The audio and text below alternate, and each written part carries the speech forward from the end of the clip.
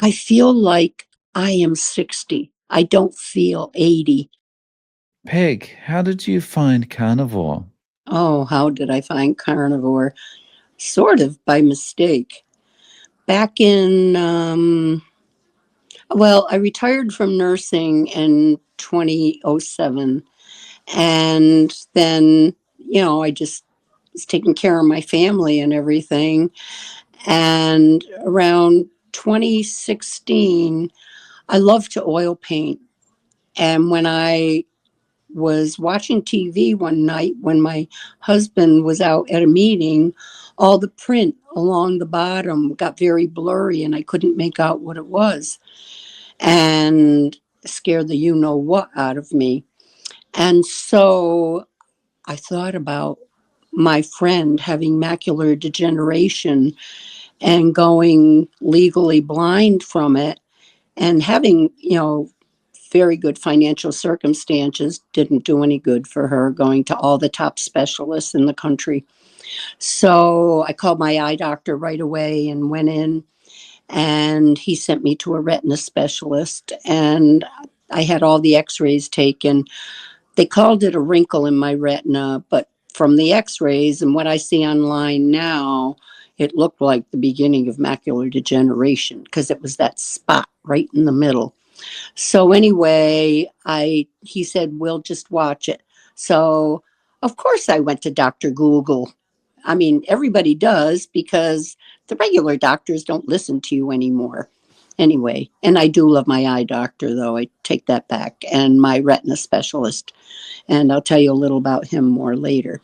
So then I realized that I was probably pre-diabetic. And I had gone to the orthopedic doctor with my husband for a checkup, and I had to get weighed in for something, and I was 219 pounds, which was really heavy for me. And it came from a history of obesity in my family. How And tall are you? 5'5" and maybe a half inch shorter now.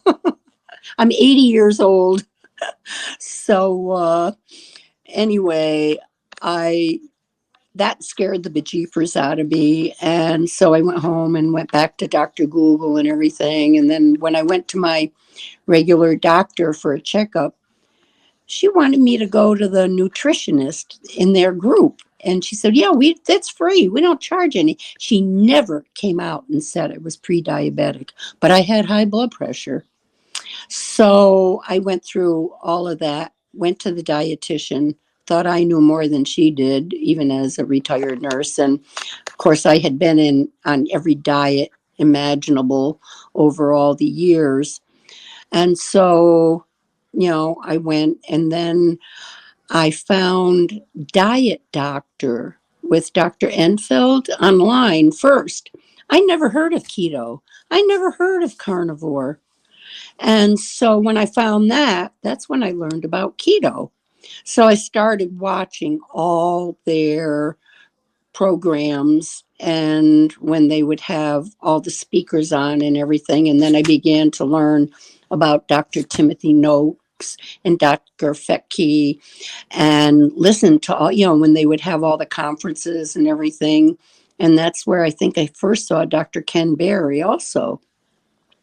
So I started following the diet, and the weight did fall off pretty quickly. And I went down to like 157 pounds. I gained some of that back, and that's what I need help with now. But one of the reasons, I guess I should go back a little bit. When last fall, when I first contacted you to get on the program, I was really proud of what I had accomplished. But then at the same time, I was ashamed because I didn't feel like I was being honest. And when you had your own, I'm going to cry, your own story about alcoholism, that's what I became with my husband's Alzheimer's and COVID. And I kind of became a recluse and started drinking a lot.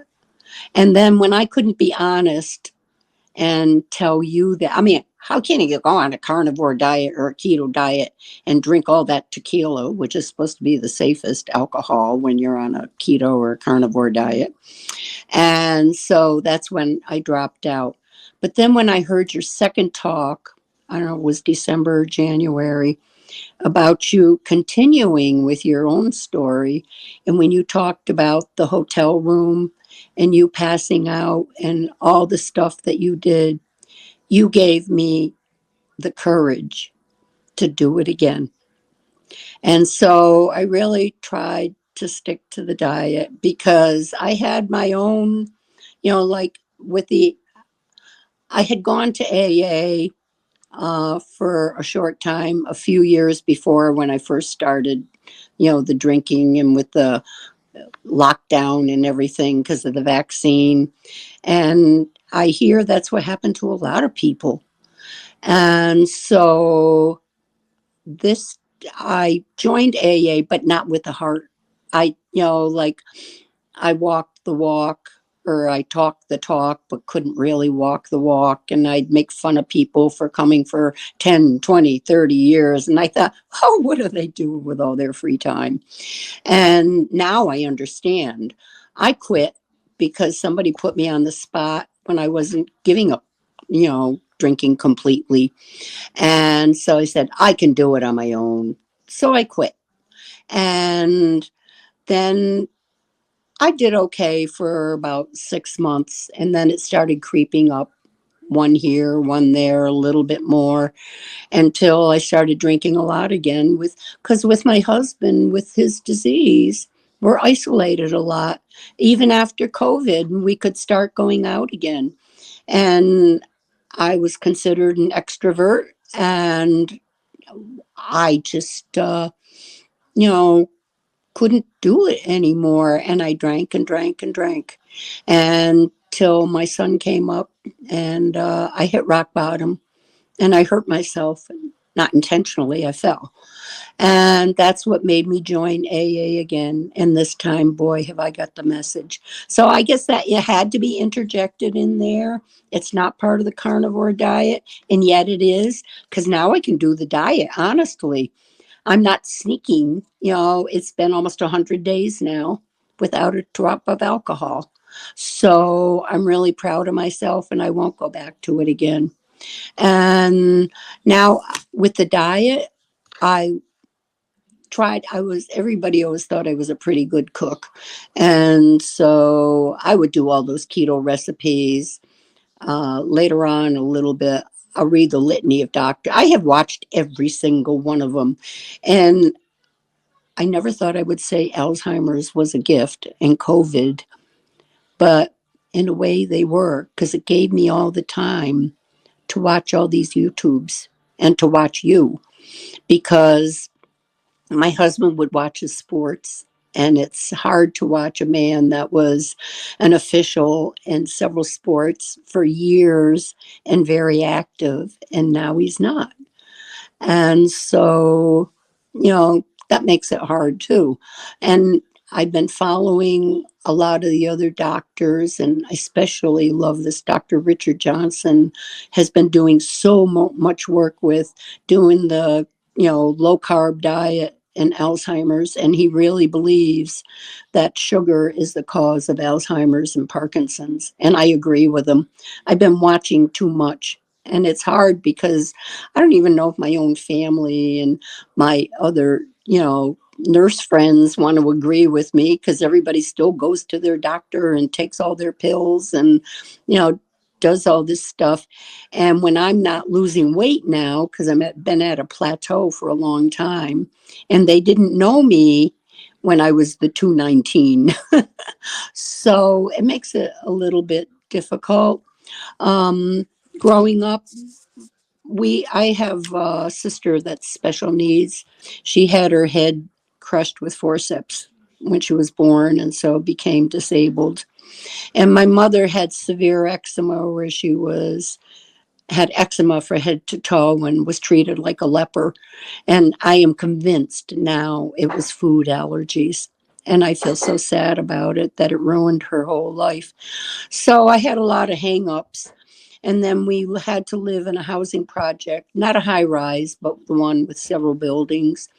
And I had a 500-pound grandmother come to live with us for a while when she got out of the hospital because none of the other relatives wanted to take her. And we had 2 bedrooms. And there was, my sister and I and my mother and father. My father slept in a sleeping bag on the living room floor. And I slept in the bed with her.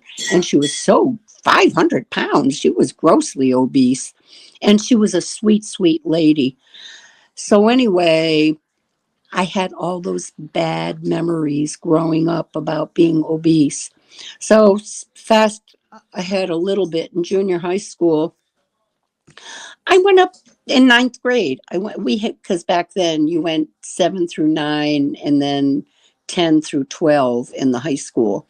And when I was in ninth grade, I was 157 pounds. I thought I was huge. It wasn't that huge, but I thought it was huge. So that's when Dexamil was out. It was a diet pill, and my mother got them, and I begged her to let me take them, and she would get them for me, and she did. And over that summer, when I got out of school, I went from 157 pounds to 107 in 2 months, not healthy at all. And so then from there, well, they were opening up a new girls' Catholic high school in town. And the nuns from my church really liked me. I was smart. And so they came and asked my mother if they got me a job in the church rectory to make money after school to pay my tuition. Would she let me go there? And my mother said, yes, of course.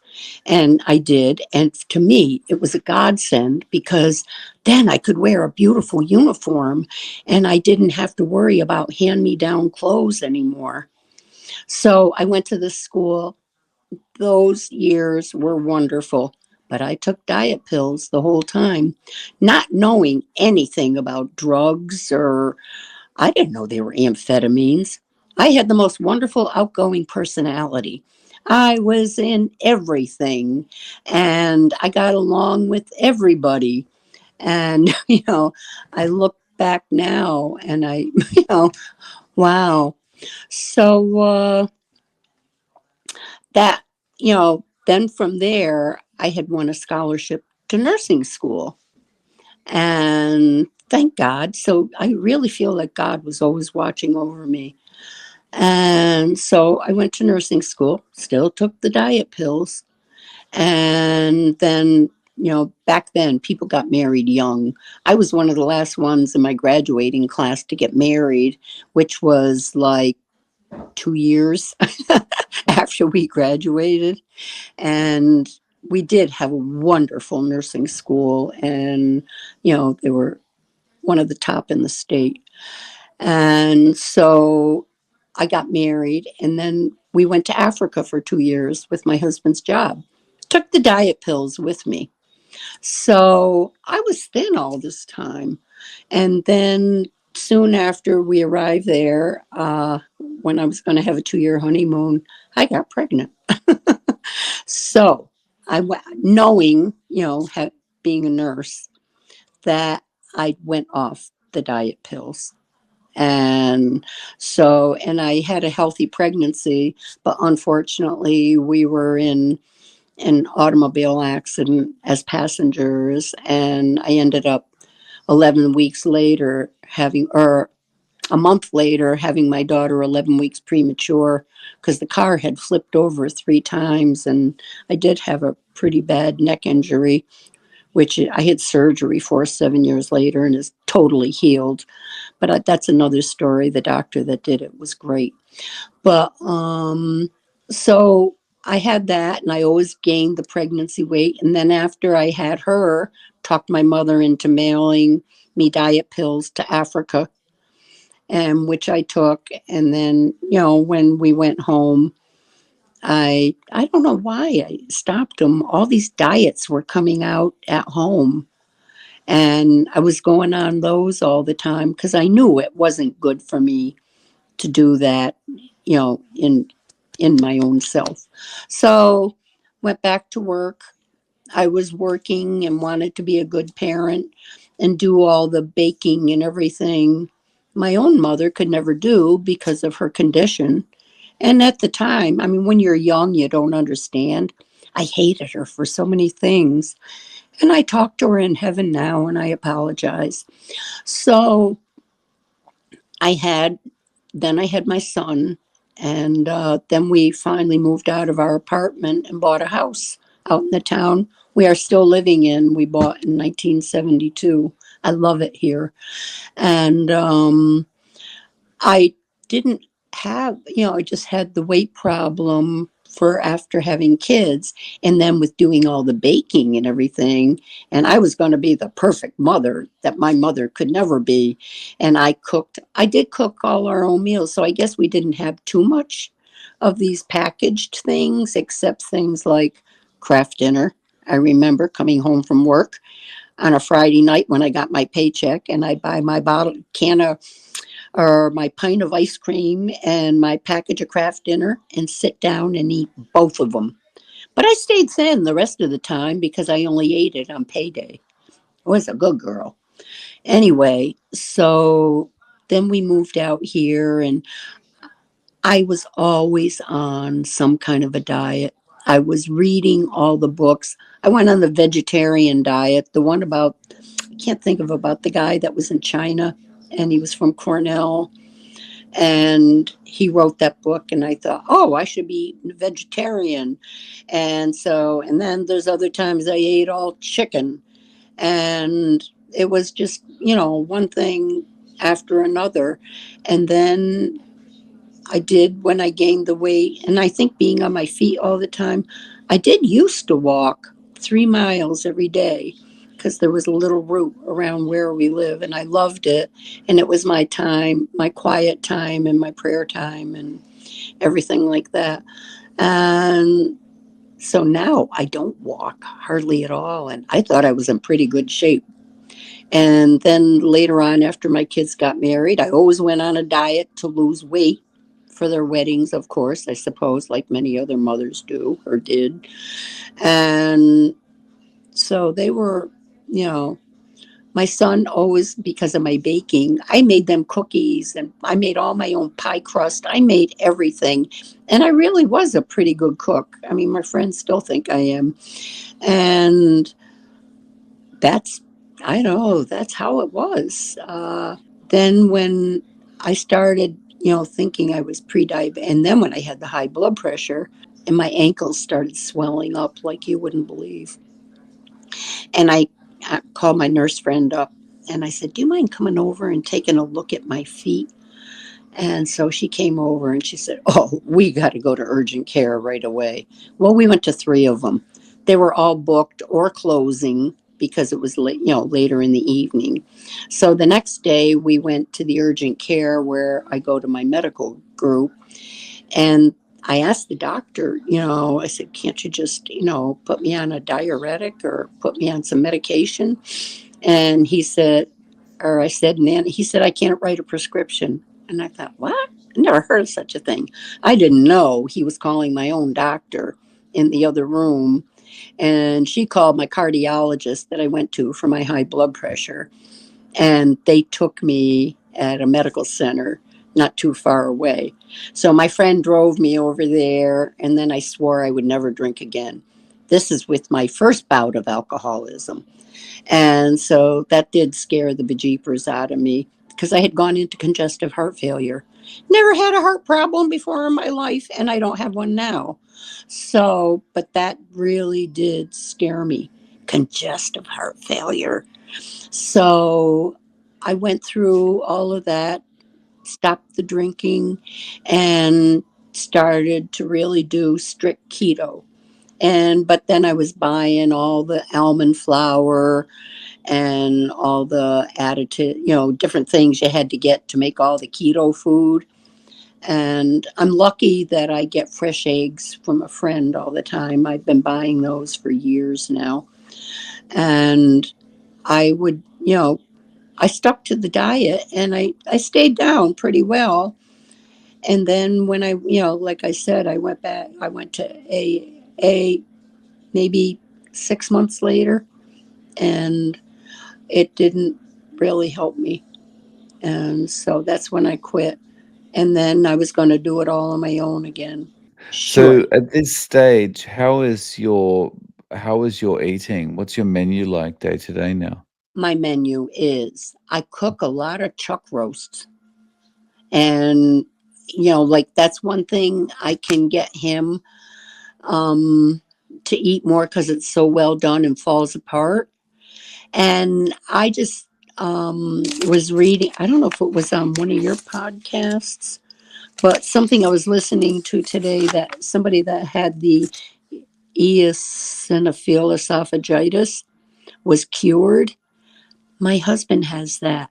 My daughter has that. My husband's mother had that. And that's one of the reasons I was trying to get my daughter to go keto. I mean, she's never had a weight problem. She was always an athlete, and she's a wonderful, wonderful woman. But I can't get her because I think she got the keto flu really bad when she tried it once. And so it's kind of thrown her off. So I eat the chuck roast. I ate my husband when we were at my grandson's birthday this weekend. He we went out and he had his French fries and he had his sandwich made with a pretzel roll, and I'm dying watching him eat all. And I haven't seen him eat that much in ages. Plus the big huge piece of cake. And so I'm trying to make something like French fries now. I cut slices of rutabaga because I know it's high fiber and low carb and low calorie. And so I was so proud of myself. They really aren't bad. I sliced them up and I put them in egg white and olive oil and some pecorino cheese and salt and shook it all up and put them in the air fryer. They look like French fries. And he didn't mind eating them. And I gave him a little bit of my own personal, I make my own ketchup. I use that. But I don't eat as much of those things now. When I was doing the keto, I was trying to make every kind of mug cake you could. I always loved to cook. I don't miss it. I love it when you have the simple meals like that. My barbecue died last summer and I need to get a new one. And I'm trying to find out about getting one that I can both barbecue and smoke, and without spending a fortune.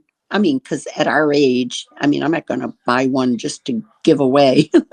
So I'm just researching that now. So, and the steak, when I listened to Michaela Peterson one day, Jordan Peterson's daughter, and I was lucky enough to get to hear him speak last year here in a town nearby. And she said she has 2 New York strip steaks a day. That's all she eats with water. She's on a lion diet. And she puts it in frozen and she cooks it like 7 or 8 minutes on each side. I can't do it that low. I have to do it like 10 minutes. And then it's like medium rare for me. I could eat that every day myself. But it's so hard with having to cook for my husband too. And I'm sure there's other people in this position. And it's hard when I go to visit, you know, my kids because they all eat whatever. And, they're athletes and some of them do the carb loading when they're doing their athletic stuff, which I feel like Dr. Anthony Chafee, with all these people now that are finding out they don't need it, and that a lot of these superstar athletes are doing carnivore, but they don't want the world to know it because they don't want them to know how good they are. So, and then I usually eat like 2 meals a day. Uh, Sometimes, I'll have three. I'm not hungry.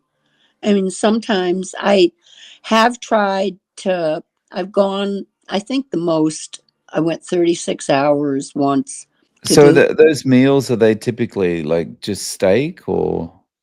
Yeah, I used to eat a lot more chicken, but now my friends laugh at me because, like, I'll get the chicken thighs and I peel all the skin off and I put it on a paper plate in the microwave and I put another one over it because it splatters all over.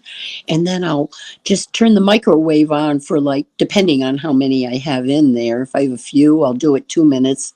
If I have a whole bunch, I'll do it 5 or 6 minutes. And I salt them. They're like potato chips. And a lot of my friends think that I have great skin for my age. I have very few wrinkles.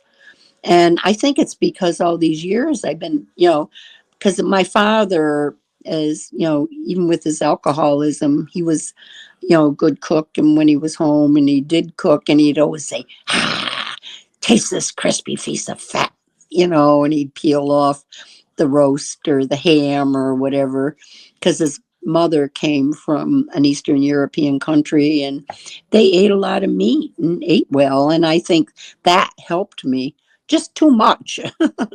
So, but I don't, you know, I don't want to go back. I had a sliver. It really was like a half inch of my grandson's birthday cake because I didn't want to hurt his feelings. And I do, they say, but I mean, I did, but I could have gone without it. I don't want to, I don't need the sugar anymore. And people don't seem to understand that. And, like some of my dearest friends don't agree with what I'm doing at all. So what has happened for you since you've been on carnivore this Oh, that's time? what I was looking. I had them all written down here. Oh, wait till you hear this. I don't sunburn anymore. And I mean, I always did tan, but I don't sunburn anymore. My rosacea's gone, and I don't have to wear deodorant anymore. I used to have a great big patch of eczema on my leg, gone. And I never got tested or anything for a gluten allergy. It's very embarrassing, but I used to have a bowel problem where I would try to go walking, with my friend, and I'd go 10 yards, and all of a sudden I would have to I'd have to leave and go home. And it would have, if I went out, I just couldn't. And it would, I just had like the runs constantly. It was funny. Once I went keto, it was gone when I went keto. And I thought, oh my God, it was the gluten. So when you think of all those things happening, I really am happy with all of that. And the other thing is, my daughter lived out in California for about 18 years, and she told me about the vitamin D council that was forming out there. And I started watching it because I used to think I had the seasonal affect disorder because I would get so depressed in the winter because living here in the Northeast, we have long winters and long dark days. And working where I worked, there were no windows, and I'd go to work in the dark and come home in the dark. So I can see where I had a vitamin D deficiency. So I started taking the D3 and that went away. But now I really believe that I have no depression. I have problems in life like everybody else does, but I don't have any real depression. And even my kid, I don't think my own kids want to hear it. Unfortunately, none of them live near me because after college, they were able to get jobs in other areas of the country. And that's where they are now. And, the one in Connecticut is the closest. So I can, go to see her more frequently. But when I think of all these things that happened, and I'm going to the retina specialist uh, tomorrow and for my annual checkup. And I have to say, I wrote it down only because I thought it fit me for the AA. And yesterday I saw something and it said, transformation is seldom instant. It is a slow, quiet affair that usually takes place as a result of repeated small moments, not big ones. And that's what AA, that's what carnivore, That's what keto is. And so I guess you'd call me a ketovore right now. And I quoted that from a man named William Bausch, so I can't take credit. But I thought that was little bits. And that's how it is with this too. I used to think I had to do everything yesterday. So, what are your goals going forward? It's been 100 days now without alcohol, and you're pretty strict with carnivore. What are your goals going forward from here? I am I'm going to stick I think if I could lose another 30 pounds and people say, "What are you doing?"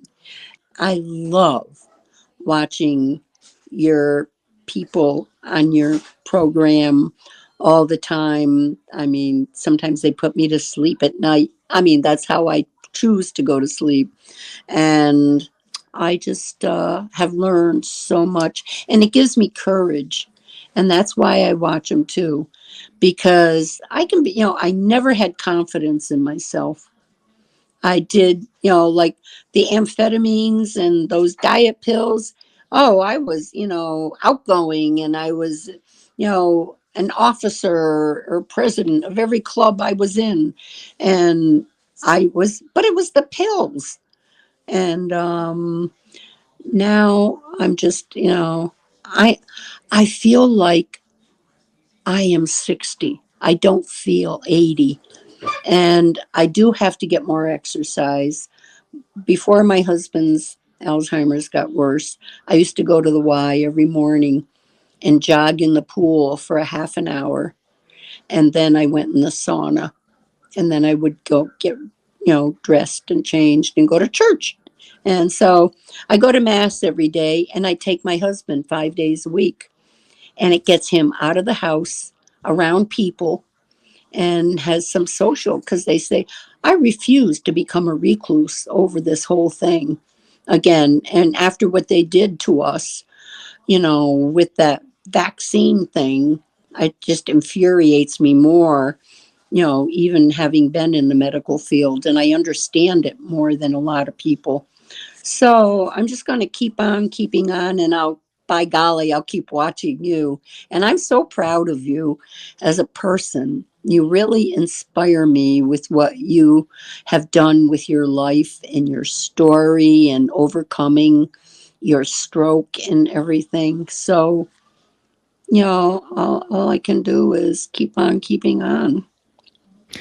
Yeah, it's really nice to hear that, you feel so much younger. One thing I forgot to ask was, um, how are you, like, how are your joints? Did you have any joint pain? Like Oh, you I were did overweight and that when I has that was. improved? I've had both hips replaced, but I had a magnificent surgeon. I think if I had known about keto much earlier, I wouldn't have had. My knees are fine. My other joints, I have no arthritis. I'm able to paint, and I'm a pretty good oil painter. I had won a lot of ribbons, with my paintings. And but with all the COVID and everything, I kind of slowed down, and I'm hoping to get back into it. But I don't.